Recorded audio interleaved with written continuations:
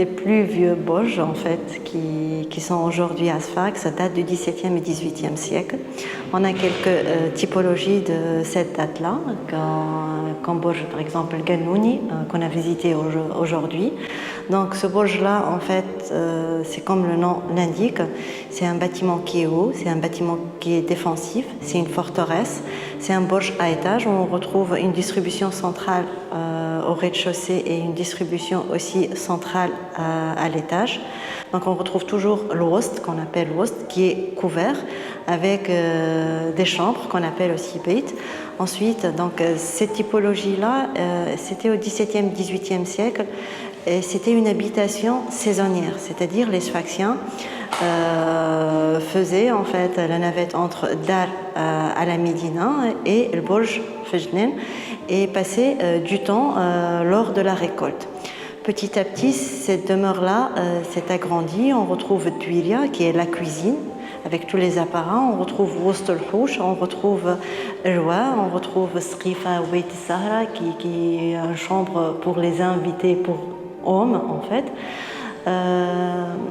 Donc dans cette typologie-là, petit à petit, en fait, les Sfaxiens, cette habitation-là devenait une habitation permanente pour les Sfaxiens. C'est-à-dire, on ne va pas le Burj pour une simple période de l'été, d'accord ? Donc on retrouve ce type-là comme Burj Kamoun qu'on a visité aujourd'hui. Donc cette habitation a passé d'une petite habitation de forme de tour à une habitation qui est, on parle aussi de Houch, le Burj Houch, qui est une habitation horizontale où il y a toutes les entités qu'on a visitées aujourd'hui. Et d'une habitation saisonnière, estivale, à une habitation finalement permanente pour les Sfaxiens. Le problème en fait pour les Burj aujourd'hui, c'est qu'il y a beaucoup des héritiers. Donc parfois un Burj, on le voit subdivisé sur plusieurs, sur les frères, sœurs, tout ça, etc. Donc il perd carrément son identité. La restauration de ces Burj-là aussi, ça coûte assez cher. Le mode de vie, beaucoup de gens disent par exemple que c'est pas le mode de vie qu'il aimerait avoir, donc il délaisse ce Burj-là. Et puis le Jnéne, on voit plus ce Jnéne qui fait des hectares en fait, et au milieu de ce Jnéne-là, il y a le Burj, donc il devient intégré dans un tissu. Parfois, il est très limitrophe même des autres habitations aux alentours en fait.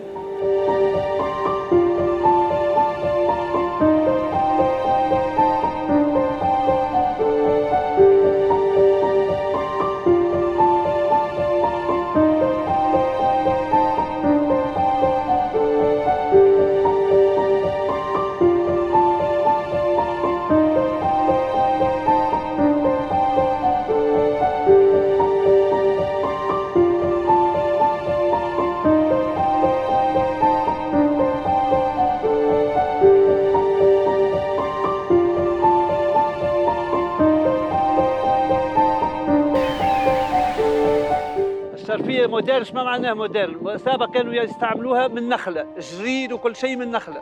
الوقت الحاضر خاطر المصروف ولا برشا، ولينا نعملوها كل شيء ما هو بلاستيك، تفهم فيا ولا؟ ومربوطة بالمد والجزر، مربوطة دار وحجرة يقولوا لها.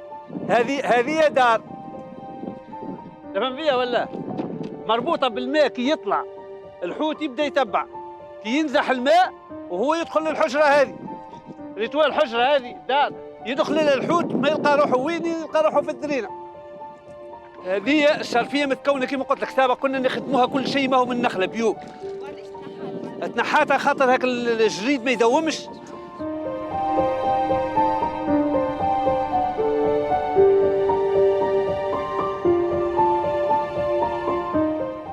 في عهد البيات القراقنة تقدموا بشكاية للبيت، قالوا له رحنا عنا عباد يجيو من قابس ومن بلايص اخرين يهزونا في البحر نتاعنا. دونك البي قال لهم هذوما قرقنا بلاصه معزوله وما سمعناش عليهم حتى شيء. خرجت هذه حاجه اسمها الوثيقه الشرفيه اللي هي من حق القرقني في بريسك في العالم الكل، القرقني الوحيد اللي عنده ملكيه في البحر، وبدات تتوارث من عهد البيات معناها اجداد اجداد اجدادنا. دونك للحظه هذه تلقاه وارث شرفيه وفما عباد جدد ياخذوا. دونك قرقنا البلاصه الوحيده في العالم اللي عندك ملك، كيف ما عباد عندها ارض لبرا انت عندك الحق في البحر، دونك يعملوا فيها الشرفيه هذه.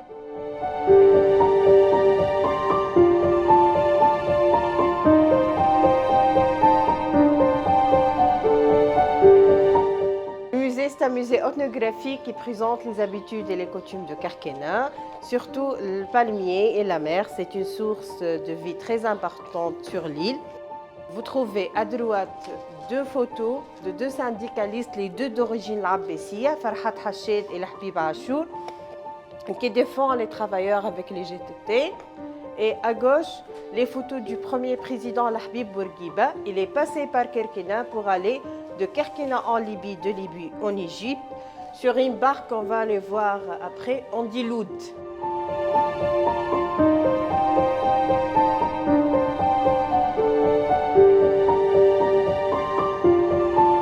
Celle-là, c'est la cour de la maison typique avec le croissant étoile lampe ancienne. Et bien sûr, les cours, c'était pour les fêtes, pour l'oula, réserve. Et Sqifa, c'est l'atelier de famille. يخدموا فيها tout ce qui est manuel et ancien. نبداو بالتوا, c'est le plus typique des toits avec les troncs du palmier. Où mon four, ils mettent toute une couche avec les algues séchées et une autre couche بالargile. De telle façon, il y a les climatiseurs bio. هذه السنة متاع سبارت الحلفة. نلقاو برشا حلفة au bord de la mer.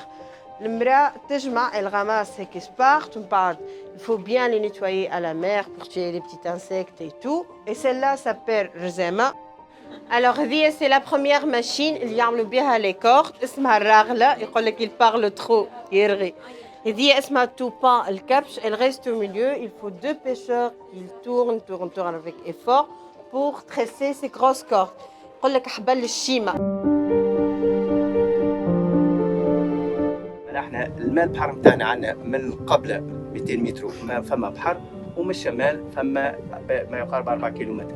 ناخذ البومباج نتاعنا من الشمال، علاش؟ على خاطر الماء هذا اللي مش ناخذوه في دي باسان، والباسان عباره على سيركوي كبير افيك ريكوبراسيون ناتيرال. فخر الماء حلو ياخذ الماء غزين من 38 ما يقارب 38 غرام ملح في اللتر، يوصل 200 غرام ملح في اللتر. هذا اسمه فلور دو سيل، هذا له على تتريتي مرحي، لا فيه حتى شيء من مركبات كل شيء. هذا فلور قشره تاع كيما ترى هكا اختي، قشره نتاع ملح طف فوق الماء ولا مدوب البالات.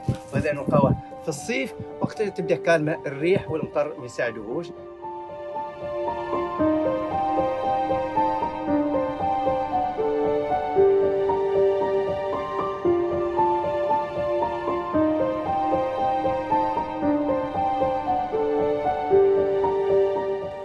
Salma Gharbi, architecte, enseignante universitaire, doctorant en architecture et chercheur et passionnée surtout d'architecture, du patrimoine et spécialement le patrimoine moderne en Tunisie. Donc je représente aujourd'hui l'équipe qui a travaillé sur la ville européenne de Sfax. Donc notre projet s'inscrit dans une démarche holistique visant à valoriser le patrimoine matériel par le patrimoine immatériel. L'idée en fait et de réinventer la mémoire, une mémoire qui a souvent été oubliée, une mémoire en fait qui est ancrée dans le partage communautaire des populations qui ont vécu pendant le 18e et le 19e siècle à Sfax. La spécificité de la ville de Sfax est l'omniprésence de l'espace public. Et donc l'idée c'était d'investir ces lieux publics et d'investir la culture dans ces espaces publics. Et donc l'idée c'était de parcourir la ville à travers des événements culturels, introduire l'art dans l'espace public, mais aussi reconvertir certains bâtiments qui sont malheureusement délabrés. L'idée à la fin c'est d'investir toute la ville européenne à travers des événements culturels.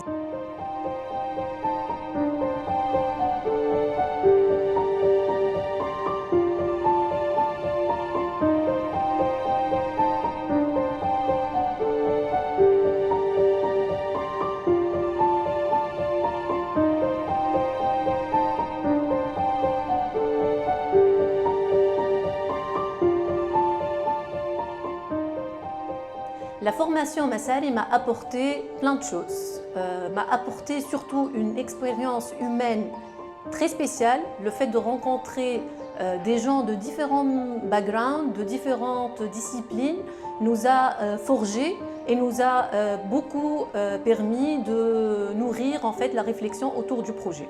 La formation aussi Massari a proposé, c'est des ateliers et un accompagnement d'experts. Et ces ateliers nous ont permis en fait de monter en compétences à travers de nouvelles notions comme le branding ou le marketing territorial, des notions qui sont de nos jours indispensables pour faire valoriser le patrimoine et donner à une ville une autre image que celle qui est figée ou qui est ancrée dans sa mémoire collective.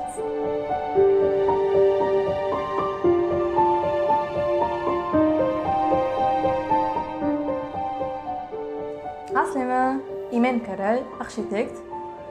احنا اكيب البرج حابين نخدموا على برج القانوني اللي هو من أقدم الأبراج الموجود في صفاقس، عمره أكثر من 400 سنة واللي موجود في رباط بالضبط في بورة القانوني.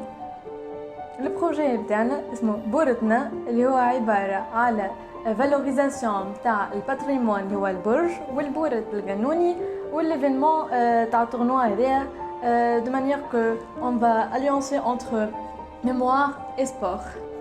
باش يكون فما terrain de sport aménagé et bien équipé et qui va accueillir le tournoi annuel de football pour les adultes et pour les enfants aussi et de diverses activités sportives. باش يكون فما زادا festival بورتنا qui va être organisé tout au long de l'année.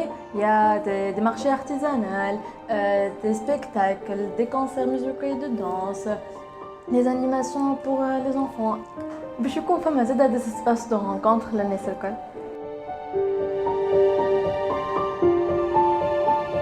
Sabrine Triki, architecte d'intérieur et ingénieur son.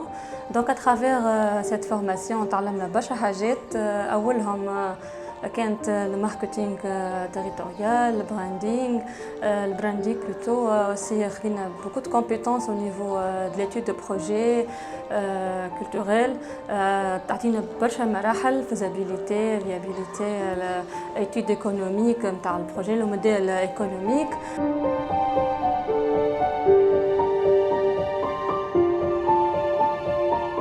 aussi في الفورماسيون هذه تعلمنا برشا دو بري على الباتريمون نتاعنا الصفاقسي اللي هو متكون من 4 اكس: الابراج، المدينه الاوروبيين، المدينه العتيقه نتاعنا، الملاحه، السالين. دونك تعرفنا بالحق وخدينا بوكو دانفورماسيون وخدينا بوكو دو دوكيومونطاسيون، تعرفنا على دي بروفيل اللي عاونونا باش نجموا نكملوا ان شاء الله بالبروجي هذايا.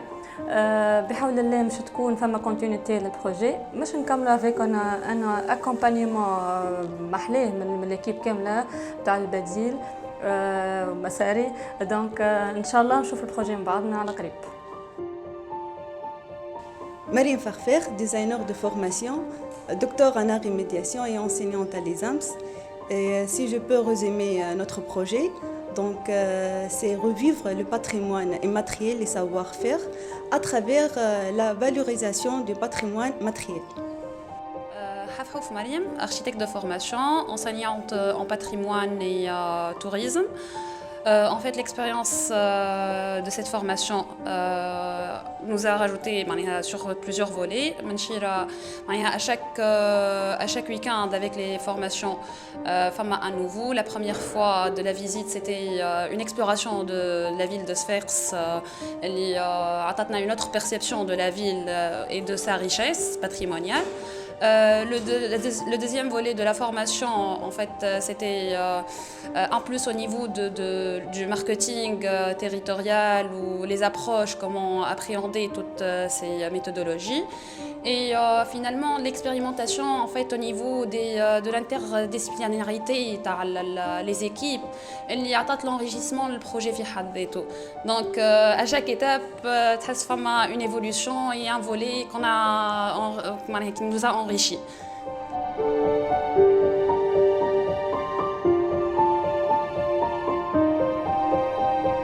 Je suis Naomi Fall, danseuse et chorégraphe, et je suis venue à Sfax particulièrement pendant le mois du patrimoine et cette formation pour travailler autour du patrimoine immatériel et de mémoire. Pour être là, mon sujet est vraiment la mémoire et du coup m'inscrire dans ce mois du patrimoine et faire les visites. J'ai beaucoup fait de visites avec les groupes, notamment de la ville européenne. Qu'est-ce que représente ce patrimoine et quel impact il a sur une société, sur un être humain? Il y a différentes échelles. Qu'est-ce que ça fait au niveau de l'individu? Comment est-ce que ça me concerne moi individuellement et comment est-ce que ça m'impacte? Comment est-ce que ça a pu impacter les gens qui sont venus avant moi? Et comment est-ce que cette histoire, c'est aussi quelque chose qui est partagé et partageable, et qui devient partageable peut-être par la suite sous une forme dansée ou performative, mais elle est déjà partagée, dans l'histoire que la ville raconte à travers ses murs. Donc c'était hyper intéressant pour moi de partir de là, de partir de qu'est-ce que les murs nous racontent, qu'est-ce que les murs qui tiennent mais ceux qui sont tombés, ceux qu'on rêve pour le futur, qu'est-ce que ces murs-là racontent de nous. Notamment que moi je viens vraiment travailler, questionner Sfax à cet endroit-là, à l'endroit de la mémoire individuelle et collective.